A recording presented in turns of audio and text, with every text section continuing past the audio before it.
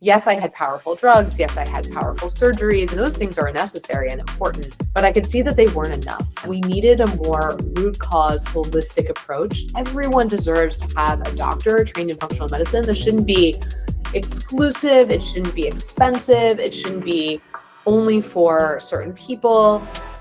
Welcome to Science Corner, a SuppCo original series where we go behind the headlines and into the actual research. Each week, I sit down with scientists, experts, athletes, and practitioners who are doing the work. Because the best research deserves more than a press release. Welcome back to Science Corner. I am here with Dr. Robin Berzin, a globally recognized physician, author, and leader in health optimization and longevity. She is the founder and CEO of Parsley Health, the leading U.S. functional medicine company providing advanced diagnostics and clinical care nationwide. Since founding Parsley in 2016, tens of thousands of patients have improved symptoms within a year. Dr. Berzin trained at Columbia University and Mount Sinai and has been recognized by the World Economic Forum and named one of Inc. 100's most innovative women in business. Dr. Berzin, thank you so much for joining Science Corner. Thank you so much for having me. So I want to start with kind of the beginning. You trained in conventional medicine, you were internal medicine at Columbia, Mount Sinai, and then you went toward this functional medicine arena. What gaps did you start noticing in the traditional training, or what led you to go that route? You know, it really was in my training that I saw that we had a healthcare system that was designed to keep us alive, but not to help us thrive. And I looked around me and I saw that the hospital and the clinics were filled with people for whom not all, but a huge percentage of illness and symptom and disease was due to the way that we were eating, the way that we were moving, the way that we were exposed to toxins in our environment, the way that we manage stress in unhealthy ways as opposed to healthy ways. And yet none of those things were on my prescription pad. Yes, I had powerful drugs. Yes, I had powerful surgeries, and those things are necessary and important. But I could see that they weren't enough and that we needed a more root cause, holistic approach to the way we practice medicine. And I knew this from my own life. You know, I, on a personal level, after college, had started to recognize my own health issues. I'd actually tapped into my own mind-body connection through the practice of yoga, through changing my diet. I was feeling so much better. I even cured my own acne with functional medicine by eliminating some of the foods that I'd become allergic to that I didn't know about. And I just saw how in my own life, I was able to heal. And yet I saw how in medicine, we were not applying those same fundamental biological and physiological principles, which are proven to the way we practice care. And so that personal story and what I saw in my training really led me to functional medicine. And I think that's really interesting because you founded Parsley Health in 2016, and this is long before the longevity movement and all this functional medicine really became mainstream. And so what at that point in time, when you founded Parsley, made you believe that this kind of a model could work really at scale? You know, I saw it working in not scale, right? I saw it working in small private practices that were very expensive. They weren't tracking data. They weren't tracking outcomes. They were out of network. They were really inaccessible to people. They were very local brick and mortar practices. So if you didn't live near one of them, you couldn't take advantage of these doctors' expertise. But what I also saw in these practices was the medicine working. You know, I worked in two top functional medicine practices on the East Coast. And then what I saw in them was how we were putting autoimmune disease into remission. We were helping women get pregnant who were told they wouldn't get pregnant without IVF. We were treating the root causes of brain fog and depression. We were reversing heart disease. And I saw the medicine working. And what I also saw was that we didn't have the right platform, pricing, technology, or operations for scale. And so I thought, well, you know, I sort of know what this looks like. I had already co-founded one digital health company prior to Parsley. I had a bit of consulting experience in the digital health landscape at that point. And I said, how can I bring all these experiences together? My very conventional medical training, my love for functional medicine, but also recognition of its flaws, and these other experiences I'd had in tech and startups, and sort of how could I bring them together in something that would enable functional medicine to serve everyone, because everyone deserves to have a doctor trained in functional medicine. This shouldn't be exclusive. It shouldn't be expensive. It shouldn't be only for certain people. this is really what our foundational primary care should be and look like. And so I just set out in 2016, to your point, before longevity was cool, although it was around, right? We called it health optimization then. Now it's called longevity. Then it was health optimization. They're the same thing, people. And so I started it, and we were doing all the advanced diagnostic testing, the proven safe supplements. We were doing hormone replacement therapy because we understood the data that showed that it was actually beneficial, especially for women, also sometimes for men. We were doing all of this from the beginning, and what's been amazing is to see it really take off in the past few years. So I like that a lot. And we talked a little bit earlier, tens of thousands of patients, a lot of them seeing a lot of these changes within a year, et cetera. What patterns do you see show up most consistently? People are struggling with chronic disease, chronic symptoms, et cetera. What patterns are you seeing in your practice? I see a few things really frequently. I see a lot of people with symptoms that have been dismissed or ignored by their healthcare provider, or that maybe their healthcare provider hasn't done anything because they don't have a primary care doctor, or they're just sort of ignoring these symptoms or living with them until the point that they kind of hit a wall. And they come to seek us out where we can do the more advanced testing. And what we see is that they're dealing with inflammation, high blood sugar they didn't know they had, imbalances in the microbiome, genetic variants that are causing their brain fog and fatigue. They're dealing with hormone imbalances that they didn't know about. So they're dealing with a lot of addressable things that either they didn't seek care for because they didn't think they were, quote, sick enough to get care, or that the care that was out there, the conventional system kind of dismissed or ignored and tell them, you're fine, like get a good night's sleep. Or if you're a woman, maybe you're just moody, or maybe this is just your hormones, or maybe this is just aging. And it's people listening to themselves and saying, this isn't normal. The other big group of folks we get is folks who already have some sort of diagnosis, which just means some doctor somewhere has given it a name: Crohn's disease or ulcerative colitis or acid reflux. It could be an autoimmune condition like Hashimoto's thyroiditis, rheumatoid arthritis, lupus, any manner of autoimmune conditions that is leading to joint pain, rashes, even things like eczema, psoriasis, and acne. We see people coming with weight gain that they can't explain and they can't beat. And they're like, yeah, I get I can go on a GLP-1, but like, what's really happening? What's going on? Maybe I should have a doctor's support in doing that, which I highly recommend. They might have, infertility or fertility issues. They might be in menopause. They might have heart disease. And so they already have a diagnosis. And what they're finding is that their doctor won't spend any time with them.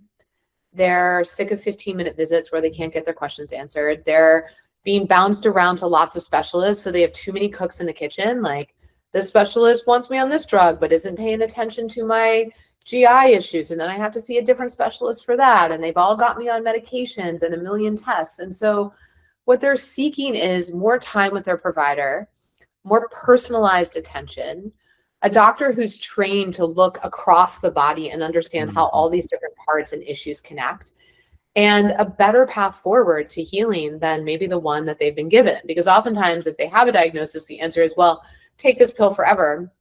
And then if that doesn't work, just add another medication. And I think especially like Gen X on down is really not satisfied anymore with that answer.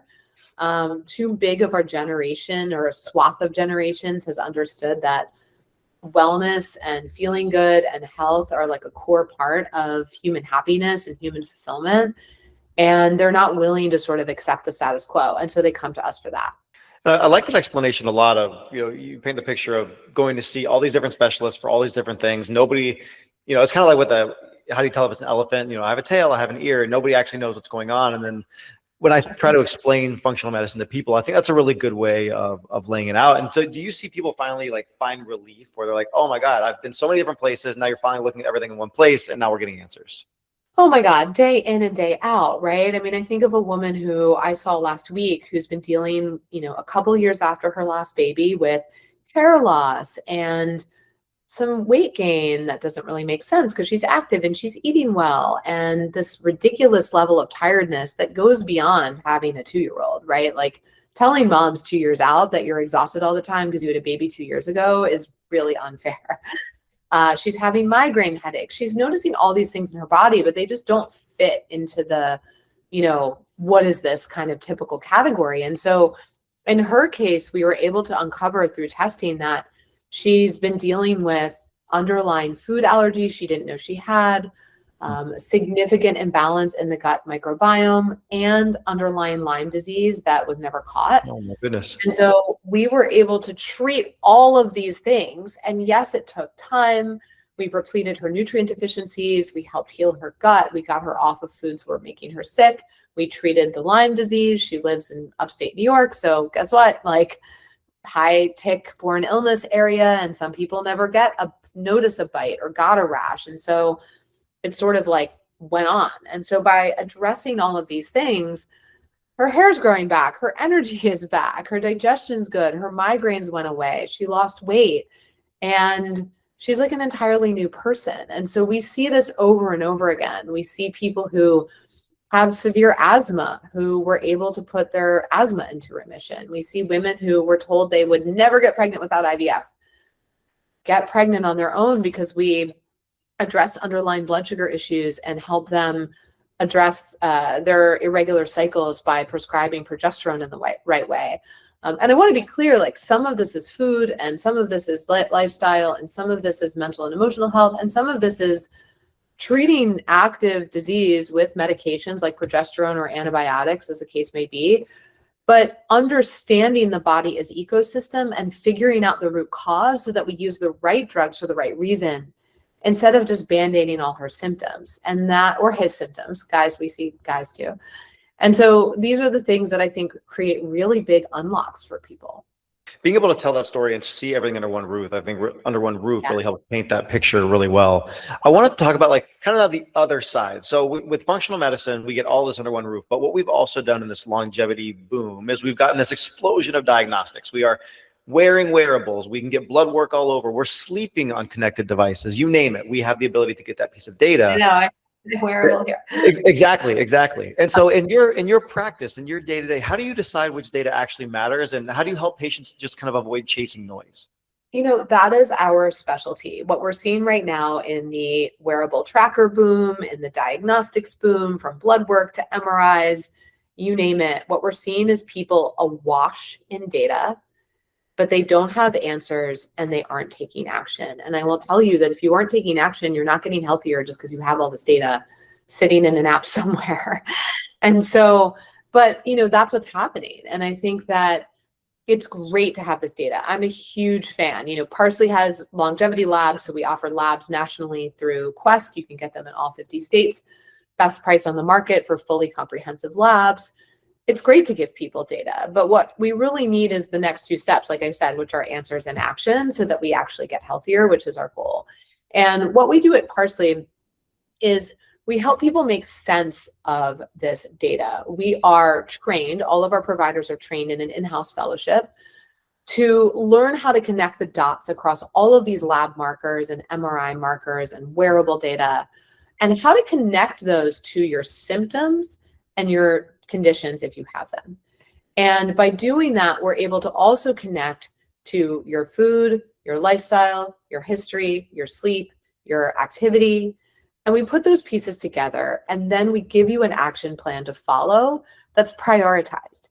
Because a lot of people also have all these recommendations, right? The AI report from the lab gave them some recommendations. Take this supplement, do this thing. And it's like, I hear every day, I don't know, should I do that? And then they take that data and they throw it into one of the AI platforms, Claude or ChatGPT or what have you. And then they get a whole nother sort of set of recommendations, but it's like, it could be this, and it could be this, and it could be this, and you could do this, and you could also do this, and you could also do this. And then people just like, eyes crossed, right? Like, and which one of these things is the right step, and which is the best step, and which is the next step? I don't know. It's like, feels like a Dr. Seuss, book, like. And then they go to their PCP or their regular doctor who says, I'm not trained to look at this type of lab, or I don't have time for wearable data, or it doesn't mean anything, or like, why did you even get this? And so they hit those three walls, right? And then they come to Parsley, where our doctors are trained to be your guide in how to make sense of this data and how to decide which action step to take first, because it's going to be the most beneficial for your goals. And that's for the role that I see doctors really playing in this era of AI. Yes, we all have all the information, but what you don't have is the pattern recognition and experience working with patients, knowing what works and what doesn't, and helping guide you to that next best step today, tomorrow, the next month, because our health is a journey, right? It's not a one-off. It's not getting the right answer to the question on the quiz. And that's kind of how the AI platforms, I think, make us feel a little bit. It's like, answer could be A, B, C, D, or E, just pick one. And usually the answer is A, B, D, and maybe also E. And the doctor's job is to help you decide that, like, we need to start with D because that is what is most pressing right now, because it's dangerous, because it's needed, because it's going to give you the best result. And then we'll get to A, and then we'll get to C, right? And like, that's the guidance that I see kind of missing in the ecosystem outside of what we do. You know, that's interesting. I feel like we see very similar things at SuppCo. People will go hit the AIs, whether it's maybe the podcast, they say, I have all these supplement recommendations. I don't know where to start. And you just mentioned supplements, you know, as part of like things that you include in your practice. How do you think about supplements when, you know, you're thinking about lifestyle, you think about food, you think about medications? Where do supplements fit into this practice? Just like evidence-based drugs, evidence-based, high quality, safe tested supplements are powerful clinical tools. We cannot dismiss them. We need to take them seriously, and we need to know when to use them and why we're using them. I see too many people with a supplement graveyard in their kitchen or their bathroom drawer of supplements that they've given like a week or two to work. Guys, that's not how supplements work. Guys and gals, you need to give supplements time. You need to track the impact they're having on whatever your targeted impact is, whether it's using a magnesium glycinate to sleep, whether it's using vitamin D3K2 to get your vitamin D levels to healthy levels because you're correcting a deficiency, and that deficiency has long-term implications for mood, for immunity, and for bone health. That might not be something you feel, but you need to track on labs. Or whether you're using a very targeted prescription supplement protocol with a doctor, herbal antimicrobials, for example, to treat an actual condition called small intestinal bacterial overgrowth.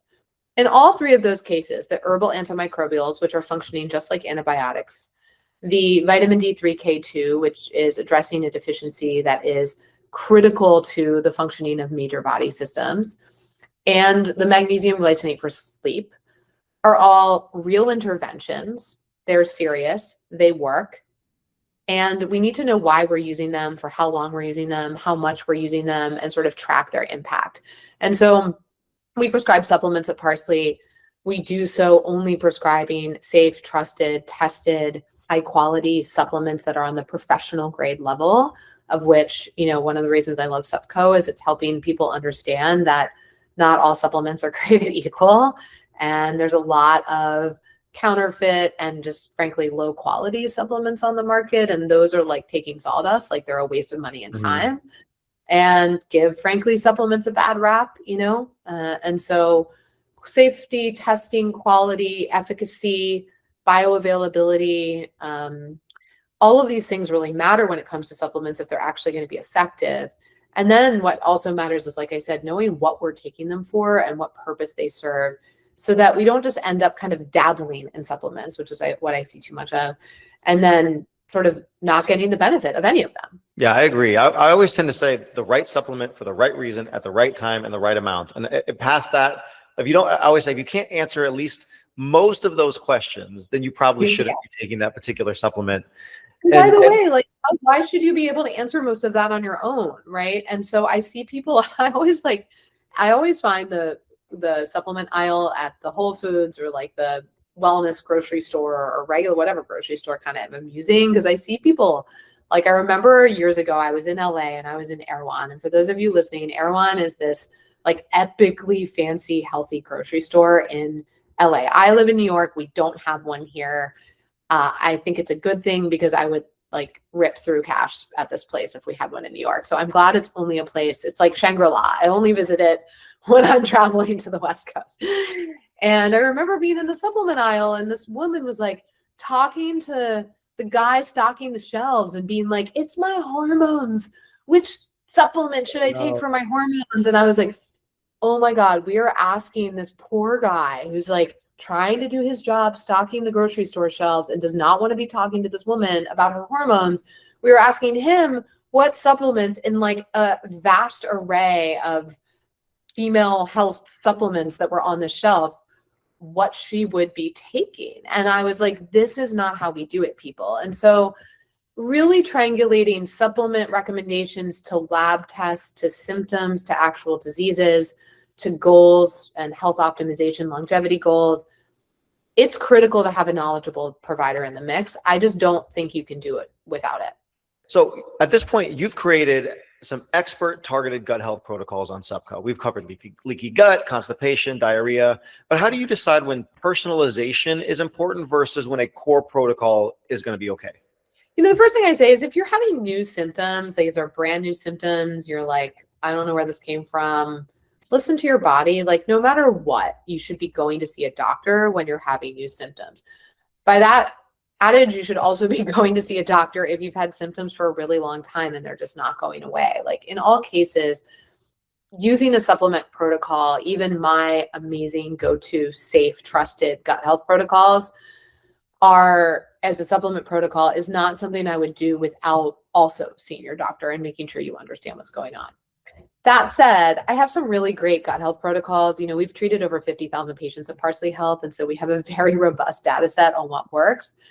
And so for people who are struggling with what I call garden variety constipation, right, which comes from a variety of different sources. It can be chronic stress. It can be dehydration and not drinking enough water. It can be having too sedentary a lifestyle. It can be from some imbalances in the gut microbiome. A lot of people, it could be from your diet, right? A lot of people in America experience this all the time. A supplement protocol that can get you moving, that helps you feel better, is a great thing to start with and can oftentimes like solve the problem, clear you up, and now you're good to go. It's also a great litmus test. If you try the supplement protocol and give it at least 30 days, everyone, don't just take it for like a couple days. Supplements don't always work exactly like drugs. The impact isn't always instant. Sometimes it needs some time to work. If you're using that supplement protocol and you've given it time and hey, this isn't getting better, that's also a great litmus test for you to be like, oh, something's really going on here. This wasn't just sort of the garden variety constipation or some imbalance in the microbiome that I just was easily able to correct with a great probiotic. This is something more. And that's when you want to listen to your body. So all the protocols we put out there, they're safe, they're tested. We've used them in tens and thousands of patients. And I believe they're a great way for you to start understanding how your body reacts and what's really going on. And I want to ask one more question on that before we close up. So with gut health, like we talk about it a lot, not just here on this call, but in the zeitgeist in general right now. It seems to sit at the center of so many different chronic symptoms, conditions, et cetera. And so in your expert perspective, what is it about gut health that is so important that changes so many things when it comes to our wellness and our health? When we train in functional medicine, we learn that our health really starts in our gut. And it impacts our immune systems, our blood sugar, our hormones, our digestion, our brain and cognitive function. And so what the reason for that is, and I always like to tell people this because I think it's something we need to remember, but we often forget, your mouth is a portal to the outside world. And anything that's going in your mouth is the outside world going through this tube all the way down and out the other end. And this is a highly specialized tube. 70% of your immune system is in your gut. You have an entire nervous system with 500 million neurons in your gut called the enteric nervous system. You have 6 pounds of bacteria and viruses that are co-adapted to helping you digest your food, making neurotransmitters for your brain, protecting your gut lining, and talking to your immune system. So you are a symbiotic ecosystem. All of this lives in the gut, and this gut lining is 1 cell layer thick. And we put things in our mouths every day that damage that very thin, very specialized cell layer. We put alcohol, sugar, ibuprofen. Gluten is a protein in wheat that is very large and can be very damaging to susceptible guts.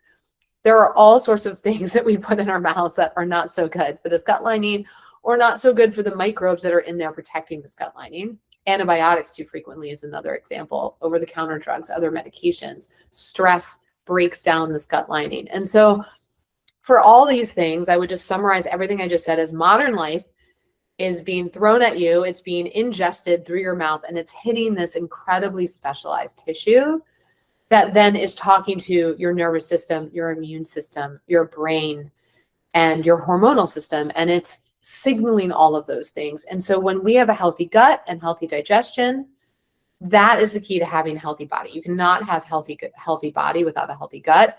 And it's back to that principle of functional medicine, why I love functional medicine so much.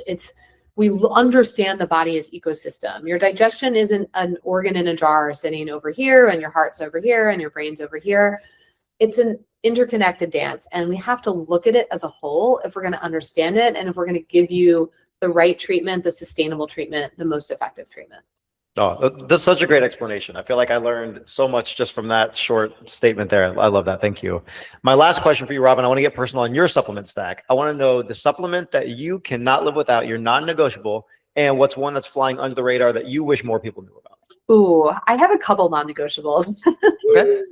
So I can't say one. I mean, my Parsley Health's Daily Dose Multi is the best multi on the market as far as I'm concerned. And I have genetic variants such that the way that I metabolize my B vitamins in particular is specific and impacts everything from my mood to my energy to my ability to detoxify.